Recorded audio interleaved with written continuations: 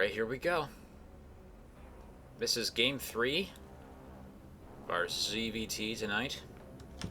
In the bottom left, bottom right, sorry, we have our Zerg player in the light pink. It is DJ's Omee. And in the top right, we have his opponent. Sporting the teal colors, it is our Terran, VyperX. So, I mean, this is a pretty interesting map. Again, a very, very large map. It seems that Omee seems to like these. It seems like a lot of his matches tend to curt on them. Or he's vetoing this. Yeah, because he's vetoing a lot of the smaller maps. Which kind of goes in line with what he said earlier about not liking cheese. If you think about it, this is a very reasonable choice given that fact. As cheese plays in general are a lot harder on larger maps. For the most part. If you're playing against a Protoss, that isn't really true, because they can scout you pretty early, they can use proxies to make sure stuff still gets to you in time, they have warp gate tech to kind of negate a lot of the defender's advantage issue with at least gateway plays. So, I mean, in that matchup, it doesn't do a lot to minimize cheese, but except that it makes a proxy 2 gate really hard. Other than that, not much changes. Now, in this matchup, things get a lot trickier because if you're going to proxy 2 barracks, it's going to be really hard, obviously, because you're not going to know necessarily where he is. And any other play on top of that also has a long distance by ground to reinforce, so it's a little bit harder to pull off. Not to mention the initial attack gets there later, so yeah, it'll be a little bit tricky. Now, anyway, VyperX does have the benefit of scouting his opponent first. This means that he can pull off something a little bit more aggressive without as much of a problem as he might before. Like, if he had scouted along the top here and then down, he would have had to deal with the problem that he wouldn't know what his opponent's up to. So if he did try something that was cheesy in an economic fashion, for example, he would have to worry about... Same opening, okay. He would have to worry about his opponent also doing something cheesy and having a big army and killing him. Anyway, or getting countered in tech if his opponent went for fast banelings or for something like that. He wouldn't be able to know. It's the important thing, that knowledge. So we have another barracks first into command center. Omee scouts that, probably something he's pretty happy to see. It's technically possible for VyperX to cancel this at this point and to go into other pieces of tech, but like just building a bunch of barracks or going into fast stim. And that's all very possible, but it's not the best play in the situation. Is this Overlord actually going to get away? This has been controlled fairly nicely by both players so far, and I think it will just barely not get away because it's too close to the wall. Yeah, Marine's going to take it out. And that's kind of irritating for Omee. He's going to be supply blocked for just a second here, but not too long. Still obviously would have preferred to keep that alive for scouting later. Nonetheless, valiant attempt did not come through. Orbital command coming up. Scouting in the westernly direction just to make sure, I guess, nothing crazy is going on over here. Not that, I don't think anything's really possible, so this guy's probably just a predetermined scout path from the beginning of the game. Meanwhile, fueling's over here. It's got the natural up. One gas, still mining out of it. It's already got speed. So I'm thinking we're going to see kind of a replay of game 1, but this time on Frost. It's going to have that Baneling play again. Now, obviously, it really did come down last time to some miss micro during the big engagement around Omee's third base, third natural, depending on how you look at it. That whole situation could be replayed, could go in the Zerg's favor very, very easily. And we may see that come to pass here, or we may not. Yep, there's the Baneling nest. So it's set up to happen again. And VyperX seems positioned to go into bio this time, not to go into mech, so it doesn't seem like we're going to see any of that. And we pretty much just get to sit back, relax, and see where this goes. No tech lab yet. VyperX does actually have the gas for that now. Looks like he's about to put it down. He hasn't started a Marine in that corner. He's building up a lot of resources for something. Guess we're about to see something different happen here. He's just walling off. Okay, he's got 2 holes in that wall, though. He's going to block one of them. If this guy had been up a little further, he could put this here and make a solid wall up. Nice and flat. Anyway, here comes the Ling push out. They have speed. Baneling Nest is also done. Wall off is definitely not ideal for holding off Banelings, just from the way it's structured there. So Omee needs to be careful not to reveal these too much, though. He should just run forward with the one ling, not with all of them. Okay. He does see that the base is here. Oh, there's actually a hole up there. Oh my goodness. I don't know if Omee notices that, though. He might. Yep, here come the Banelings. 3, 4 coming out. They're going to be able to break through this pretty easily. No additional bunkers coming up. No additional beef to this wall. Still needs to... There you go. This location is a little bit more secure, but there's still a hole here. There's still one here. They can actually just kind of go straight through the bunker. He's got a second bunker. 2 more bunkers coming up. Good. That's going to help out a little bit with this, but I don't think they're going to be done anywhere near in time. These super awesome pink glowy banelings are about to just barrel on straight at the base. And let's watch and see what happens. I'm keeping an eye on the production tab. Well, we have an overseer coming out. Just to be safe, I suppose. Also wants to get a quick scout over this area. Again, like anytime you're going to do an attack like this, running one unit forward just enough, like even if, say, for example, a stalker just close enough to get an idea of what the wall off looks like if you're going to attempt an attack, give her a chance to make the decision as to whether or not the attack is even worth it. Sometimes walking home is better. So this is a good move from him. Oh, nice. Throwing in the Changeling. Changeling's going to run straight through the natural before... Okay, VyperX does notice, but he is able to get a decent look at what's back here. And he does see the second barracks, so he knows that this location is a little bit more fortified than it appears. And it seems that Omee's decision on this is going to be, is he just going to hang out here and watch? Just watch for an attempt at a third and then go into other tech, get a base of his own? Or is he just going to build up minerals? And I don't know. He did spend it on 30 Zerglings. Aggression it is, guys. Here we go. He's just going to build up his ling count a little bit more and probably grab some banelings on top of that.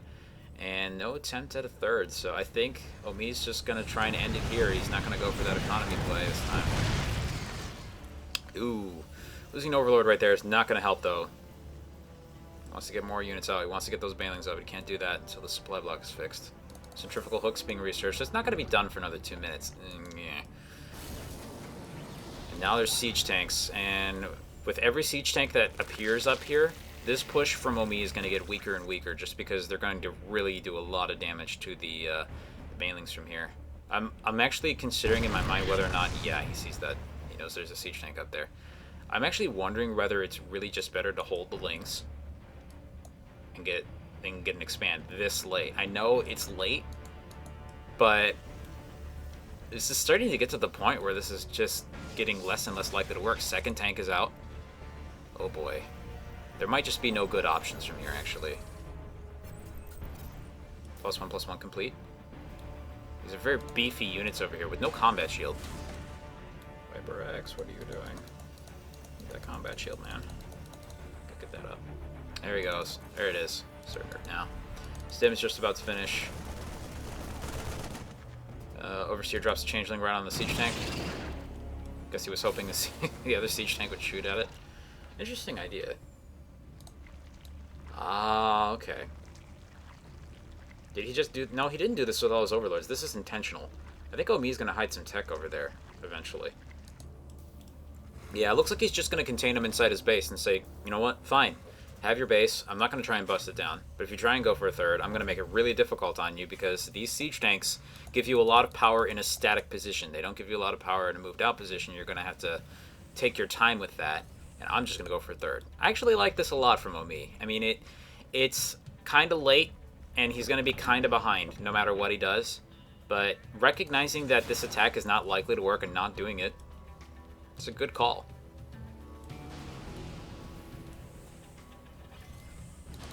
It really is a good call here. And it looks like he's going to cancel both the bunkers. So VyperX has concluded this attack is not coming if it is, even if it's there. Overseer's going to float through the base, get a look at what's up here. He's going to see factory, engineering bay coming up. No, that's an armory, sorry. And he didn't see the starport, but he should be expecting that just with the setup. There's nothing really coming out of the factory other than siege tanks. There's been a lot of them. And yeah, he can even see the 2 medevacs if he runs a ling forward. Really nice scouting here from Omee. Ling's moving across the map. Hanging out by the Blizzard logo. Yeah, check it out. Is it? Meanwhile, down here, there's hatcheries done. A lot of banelings and a roach warren coming up. I'm a little bit surprised at the roach warren, to be honest. I think at this stage in the game, roaches just get a little bit too ineffective against this kind of army. You have so many marauders here. A few siege tanks on top of that. I guess it's I guess it's better than just the Ling Baneling, but needs more than that on top of it. Omee sees the scan, runs his units back and forth a little bit. Tries to run one forward, gets shot by a siege tank.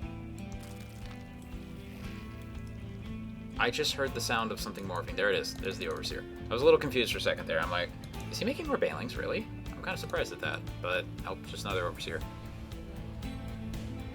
There's the fourth base. Expanding toward the Terran. This is good defensive position against drops because it's easier to react against them with creep, but against this army with the siege tanks, it's gonna help. It's gonna help VyperX a lot, just because he's gonna be able to take a nice close position against his opponent without having to move too far out of position. The banelings are going straight for that giant ball of Marines. They do actually a decent job splitting before they even get there. Marines they do lose a chunk of them. He actually lost a lot of his marauders as well.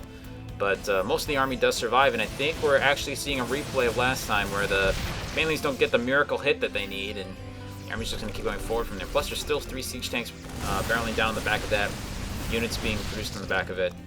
We have banelings being marked way too close to the army, so they're all going to get canceled again. Oh, me. Let's have a base here. That should get noticed, but I think VyperX is just saying to himself, you know what? I don't know if you can stop this army, so I'm going to run forward. See if I can pressure the natural. Ooh, those siege tanks are great. That's not fun. But also in the back of the siege tanks there. That was nice engagement positioning from Omee. I don't know if he has enough to actually deal with this, though. It looks like he doesn't. There's a few more roaches coming out. 4 more. 2 spine crawlers. 2 spine crawlers will help out a lot with that, as well as a nice positioning again with the reinforcements coming up from the backside. And Omee's actually done a really nice job with this, but I mean, the fact that he's been behind in so many ways is, I think, really catching up with him here. And nice maneuver from VyperX coming up in the natural, doing what damage he can, and now he's going to back out toward the thing that he should be more or less able to take care of no matter what, because there's no defenses here. So I really would... I don't know what Omee can do from here. I mean, lucky engagement, really, is what he needs to hope for. It needs to happen probably more than once at this point, especially with the siege tank just finishing. That does help a little bit when the siege tank shoots his own units. There's Raven hanging out with the army, so any attempt to burrow is going to get the units caught. And Ling spawning immediately and dying. There's a Marauder doing some damage up to the north base. Decent parade of units moving across the map. And we have some banelings being morphed up here. It's just got to hope for something. Now with that Raven there, burrowed banelings are not going to work. It's not going to mean anything. And unless he gets really lucky and hits him on a move command. Looks like he's just going to move forward. Unfortunately, he's going to hit the thing he doesn't want to, and it's the siege tank, so he can't run away. Loses all the banelings against in a pretty inefficient fashion. Trying to morph some more, but again, too close to the army. Ooh. Trying to fall back, he's not quite able to do it. And I think VyperX has sealed it. I'm not really seeing a way for Omee to get out of this one. Almost got the Raven. Might have been something for that if that happened, but there are probably scans available on the back of this. There's GG.